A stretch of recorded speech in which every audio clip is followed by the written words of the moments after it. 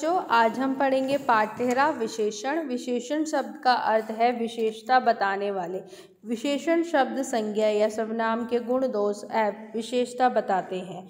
इस सुंदर पार्क में कई हरे भरे पेड़ लगे हैं। पार्क में 2 बेंच भी लगे हैं। संयम के बूढ़े दादाजी यहाँ टहलने आते हैं। उनके हाथ में छोटी सी छड़ी होती है।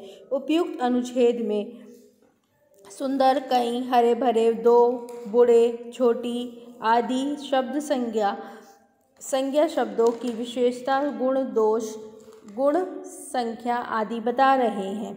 यह विशेषता बताने के कारण विशेषण कहलाते हैं। जिनके लिए विशेषण प्रयुक्त हो उन्हें विशेषण कहा जाता है। अतः इन्हें इस प्रकार परिभाषित किया जा सकता है। विशेषण जो शब्द संज्ञा अथवा सर्वनाम की विशेषता प्रकट करते हैं उन्हें विशेषण कहते हैं। विशेषण जिस संज्ञा या सर्वनाम शब्दों की विशेषता बताते हैं उसे विशेष्य कहते हैं। पर विशेषण जो शब्द विशेषण की भी विशेषता बताते हैं वे प्रविशेषण कहलाते हैं। उदाहरण, रमेश ने गहरी लाल कमीज पहनी है। उपयुक्त वाक्य में गहरी शब्द लाल विशेषण की तथा बहुत ईमानदार विशेषण की विशेषता बता रहे हैं, अतः प्रविशेषण कहलाते हैं। विशेषण के भेद। विशेषण के 4 भेद होते हैं गुणवाचक, संख्यावाचक, परिमाणवाचक, सर्वनामिक और संकेतिक।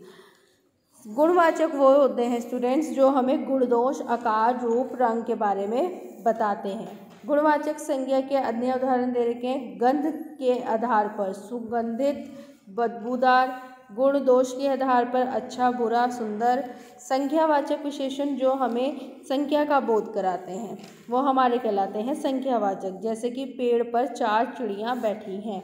संख्यावाचक विशेषण के 2 भेद होते हैं, निश्चित और अनिश्चित। निश्चित वह होते हैं जो हमें किसी विशेष्य की निश्चित संख्या का बोध कराते हैं, 2 कुत्ते, 4 विद्यार्थी आदि। अनिश्चित जो हमें किसी विशेष्य की निश्चित संख्या का बोध नहीं कराते, कोई बंदर, कुछ विद्यार्थी आदि। परिमाणवाचक जो हमें किसी वस्तु या पदार्थ का परिमाण अर्थात नाप तोल का बोध कराते हैं। मेरे सूट में 4 मीटर कपड़ा लगता है। परिमाणवाचक विशेषण के 2 भेद होते हैं, निश्चित परिमाणवाचक और अनिश्चित। निश्चित परिमाणवाचक वह होते हैं जो वस्तु या पदार्थ का निश्चित परिमाण या नापतोल बताएं, 4 मीटर, 3 मीटर, 4 एकड़। अनिश्चित परिमाणवाचक जो शब्द किसी वस्तु या पदार्थ के निश्चित परिमाण अर्थात नापतोल का बोध नहीं कराते, जैसे कि बहुत धन, सारा दूध। संख्या और परिमाणवाचक विशेषण में अंतर। जिन वस्तुओं की गिनती की जा सकती है वो तो हमारे होते हैं संख्यावाचक, और जिनकी गिनती नहीं की जा सकती, तोला या नापा जाता है, उन्हें परिमाणवाचक कहते हैं। सार्वनिक और संकेतवाचक विशेषण जो सर्वनाम जो संज्ञा के पहले प्रयुक्त होकर उनकी विशेषता बताते हैं उन्हें सार्वनामिक कहते हैं और सांकेतिक कहते हैं। सार्वनामिक और सांकेतिक में अंतर। सार्वनामिक और सर्वनाम में अंतर।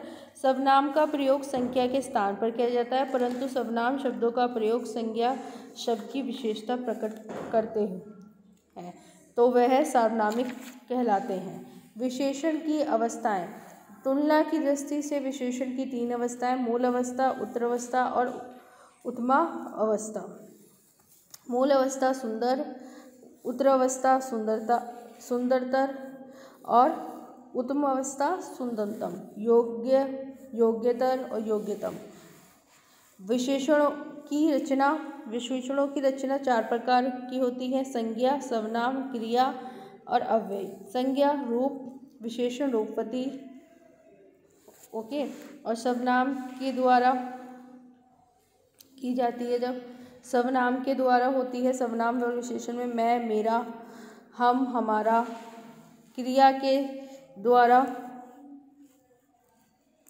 द्वारा देखिए कमाना, कमाओ, हंसना, हंसोड़।